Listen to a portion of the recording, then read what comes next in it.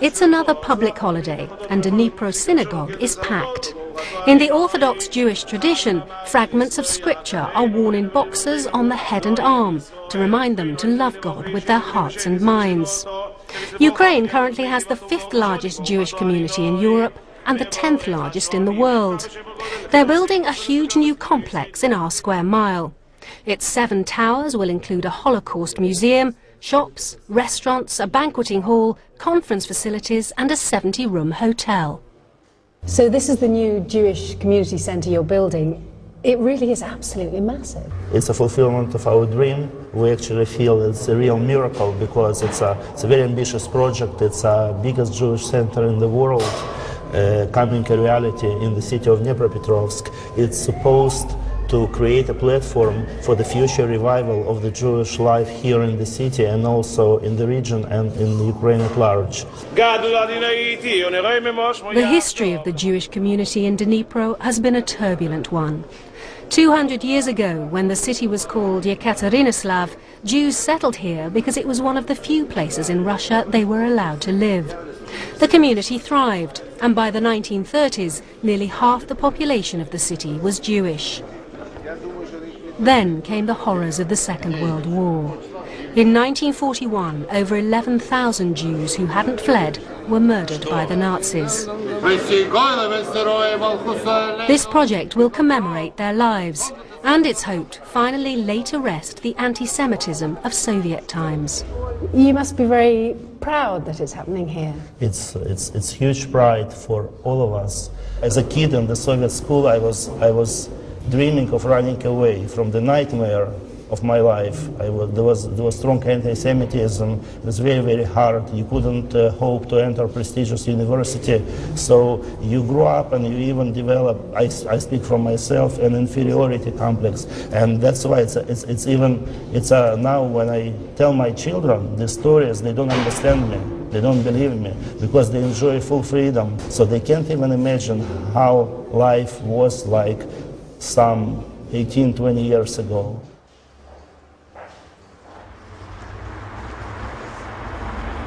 And now you're going to see this amazing reality that 3 years ago there was a dream, just the idea, and it's already, the building is standing and we are already performing finishing works. Although our guides wouldn't reveal to us the exact cost of the building, other sources have put it at $60 to $70 million. The money is said to have come mainly from 2 prominent oligarchs, both born in Dnipro and amongst the richest men in Ukraine. Let me help you because it's very, very high. You know, you're very brave. I feel very brave. From high up on the 20th floor, the views across our square mile are stunning. We're standing on the roof of the biggest Jewish center in the world. We look around and we see all over whole history of Dnepropetrovsk, and some buildings are actually from the time of Yekaterinoslav, which is the original name of the city. You can really see the old and the modern and the Soviet, and it's quite something, isn't it? We see the old synagogue where 20 years ago just a few elderly were coming, still remembering the prayers from their childhood. And now we have an amazing, powerful, united, consolidated, strong communities. Amazing transformation. I'm about to meet a highly controversial Ukrainian VIP now, former Prime Minister Yulia Tymoshenko. Now, she's actually under house arrest on corruption charges in Kiev, but she's been allowed to fly here today, her hometown where she was born and brought up, because it's International Women's Day and she's going to see her mum.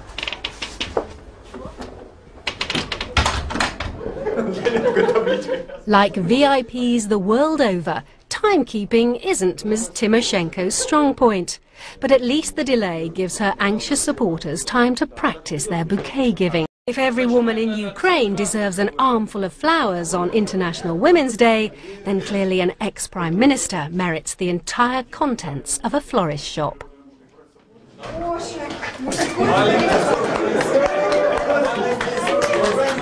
Yulia Tymoshenko's whole family still lives in Dnipro and she enjoys strong support here.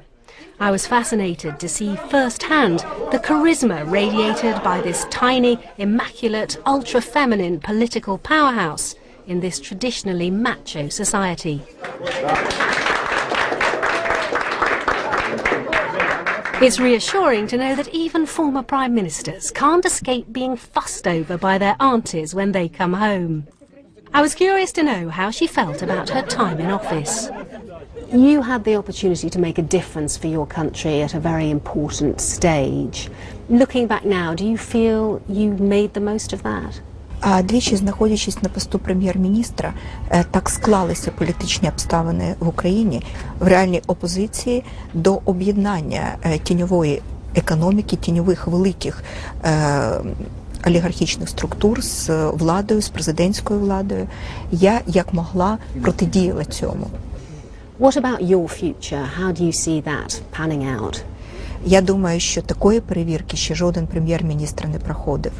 І, власне кажучи, їх перевірка – це є повна реабілітація для мене.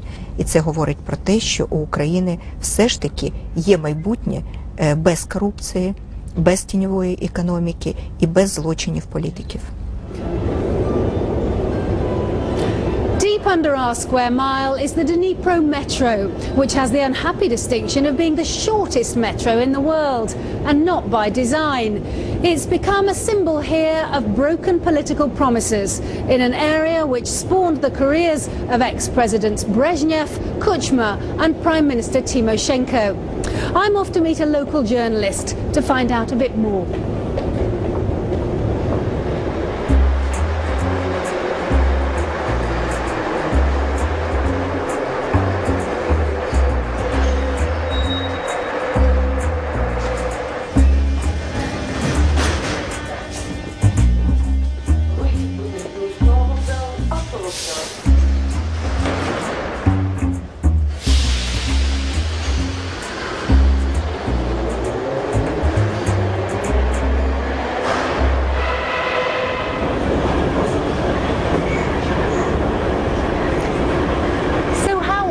Do you travel by metro? Как часто вы едете на метро?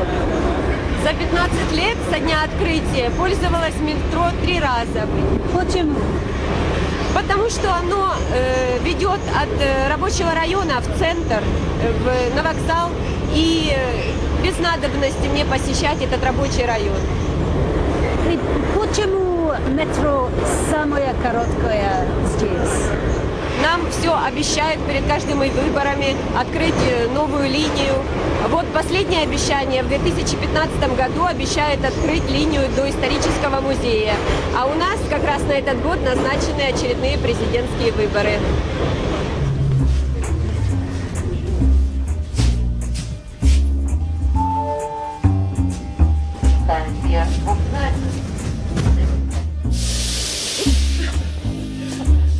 The unfinished metro is the kind of story journalists I know love to look into. But in some parts of the world, investigative journalism is becoming increasingly dangerous. What's it like being a journalist in Ukraine today? Журналист подвергается многим рискам. Очень нет культуры того, что многие не воспринимают журналистскую критику, и бизнесмены, и политики. Они считают в порядке вещей позвонить журналисту с угрозами, либо позвонить редактору с требованием прекратить публиковать материалы этого журналиста. И такие журналисты часто оказываются без работы. Ukraine has fallen dramatically on the Press Freedom Index in the last year.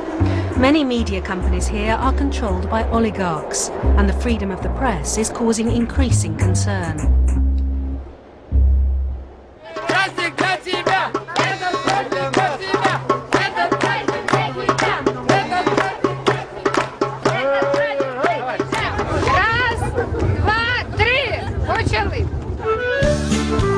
In a little square near the History Museum, the locals have come out to enjoy some outdoor entertainment and to find out just who can eat the most vareniki Ukrainian dumplings in the shortest possible time.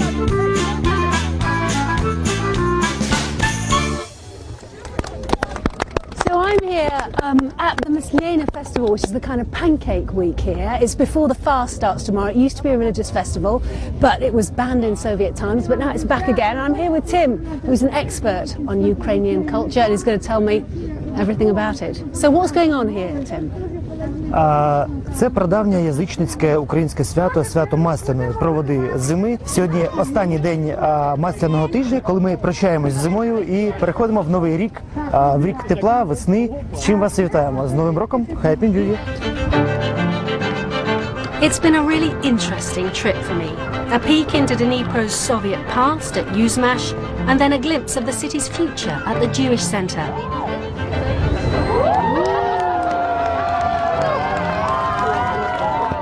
And in between, the chance to hear people talk openly and freely about both the good and the bad in their lives. Something that would have been simply unthinkable just 20 years ago.